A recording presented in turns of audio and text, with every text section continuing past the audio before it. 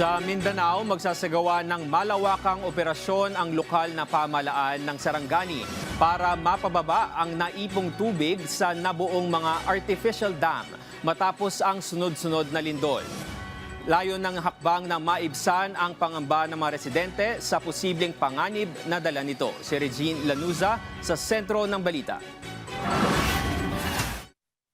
Sa social media post ni Glan Sarangani Vice Mayor Victor James Yap Jr., makikita ang video na isinasagawang aerial assessment sa mga namuong landslide dam o artificial dam sa Barangay Mudan matapos ang naganap na magnitude 7.8 na lindol noong Hunyo. Ang naturang video ay nakuha gamit ang drone ng Philippine National Police Sarangani Mobile Force Company sa iba't ibang bahagi ng nasabing barangay. Dito nadiskubre ang 4 na landslide dam sa boundary ng Barangay Mudan at sa Pumasla na sakop naman ng bayan ng Malapatan. Malaking tulong ang hakbang na ito upang matukoy ang solusyon kung paano papahupain ang naipong tubig nang hindi na ilalagay sa panganib ang mga residente sa naturang barangay, maging sa mga karatig lugar. Dahil dito, napagpasyahan na hindi ligtas na magsagawa ng blasting. Sana namang istorya nga negative ta sa blasting sa karon kay pinaka-last option na ginatoto kay delikado kayo ang blasting. Mano-manong paghukay ang isasagawa upang mapababa ang tubig sa mga nabuong artificial dam sa Sarangani.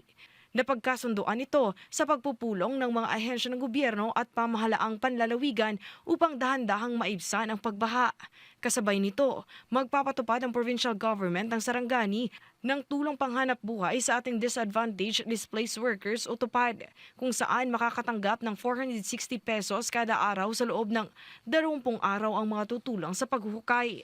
Mopadala pud ta sa LGU inubanan sa personal ni Mayor namo mga kagawad og pangkaon konsumo ninyo dito sa area.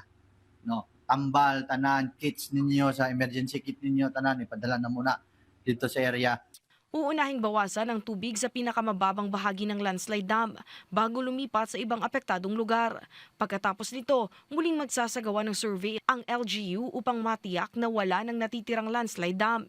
Inaasahang tatagal ng ilang linggo ang operasyon, kaya nananawagan ang LGU ng pakikipagtulungan sa mga residente. Antos na sa tagamay relocation lang syudad ta sa ta magstay hantod nga di namo mahurot ni kuhag tanan nga mga dam.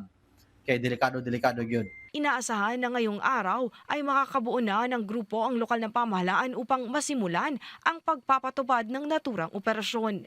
Mula sa PTV Davao, Regine Lanuza para sa Bayan.